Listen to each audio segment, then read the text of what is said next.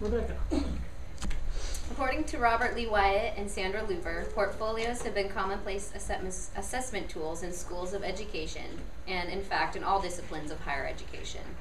More educators are beginning to use portfolios as a way to analyze professional development among students, and they can be the edge you need when seeking employment in today's ultra-competitive job market.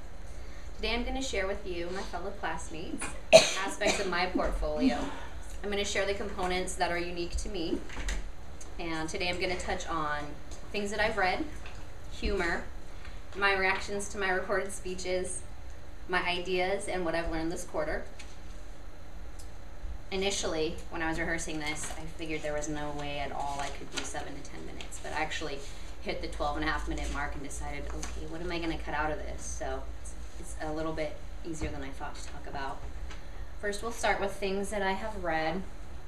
Instead of doing it in a log format, what I do is I like to do a lot of reading outside of school, but I haven't had a lot of time to read things that are not school related. So I went through and picked out 5 quotations and 5 book excerpts of things that I've been reading throughout the quarter that I feel have made me a better person. I'll just share a couple of those with you.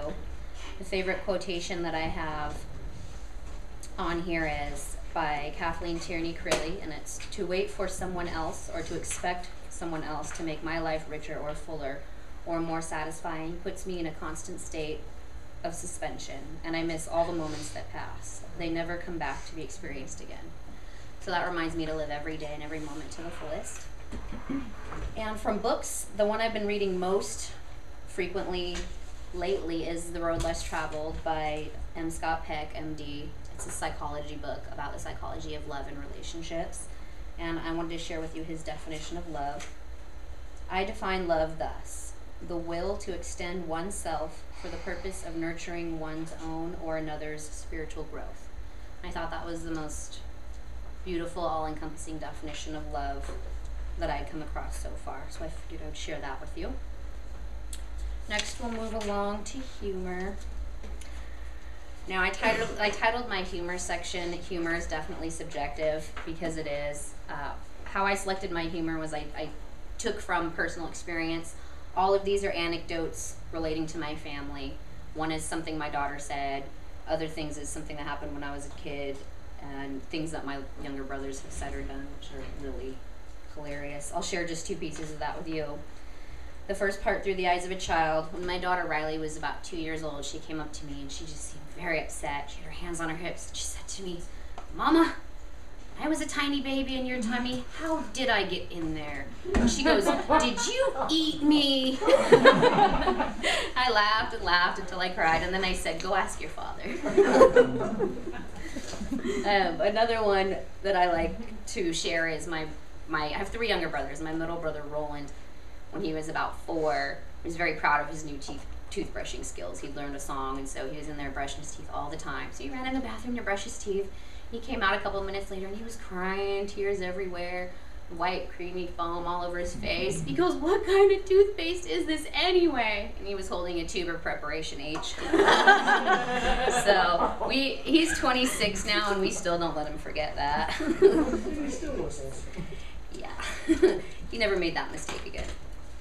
Next, I'm going to talk about my reaction to my recorded speeches.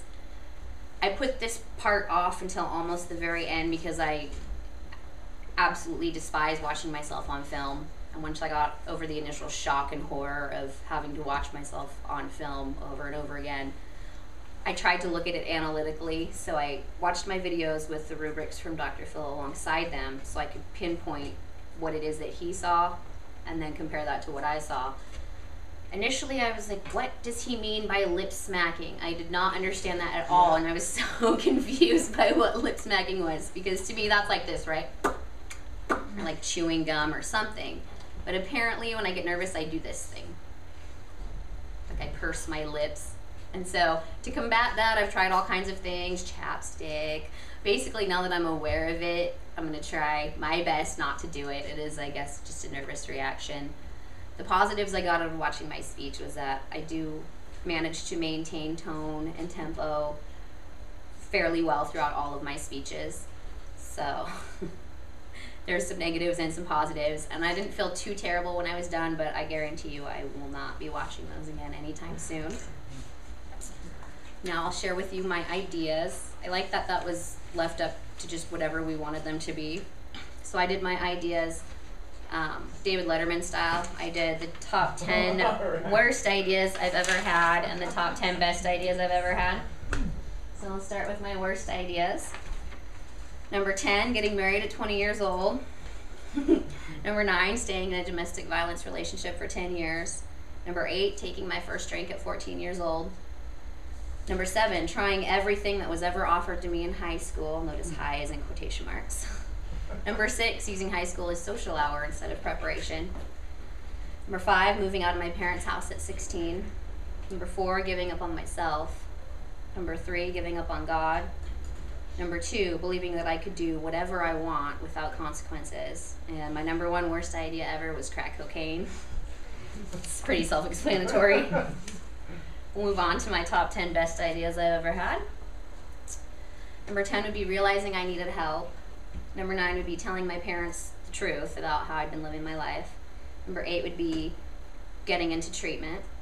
Number 7, realizing that I still believed in God. Number 6 was close behind that with realizing that He had never given up on me. Number 5, putting my sobriety first. Number 4, putting myself and my children before any man. Number 3, going to school and making my dream a reality. Number 2, having my children. And my number 1 best idea was living my life with no regrets. So to wrap this up, we'll go to what I've learned this quarter. I don't want to freestyle this. I just want to read what I wrote because I think I wrote it a lot better than I could say it. So when asked what I've learned this quarter, my first response would be, how much time do you have? Maybe a better question would be, what have you learned this quarter that you did not expect to learn? In beginning to answer that, I'll start at the beginning. I never expected to be greeted on the first day of class by a professor telling his students that he loved them. It struck me as odd at first, but sweet considering that I am sentimental. I was not expecting to have to get up and shake hands and to learn all of your names. I found that exercise slightly annoying because I typically like to sit in the same spot every day, set up camp. I was unsure on how that would be beneficial to me. Well, 10 weeks later, I can tell you I'm extremely grateful for the opportunity to get to know you as a cohort and a team. I truly care about each and every one of you. I've also learned things on a slightly more technical plane, such as watching for ums and uhs, where to put your hands when you're speaking. I've learned again and again a very important recurring theme in my life, which is do not procrastinate. Sitting up until midnight typing outlines and practicing speeches in the car before class could probably be avoided with a little bit more preparation. But hey, that's life, right?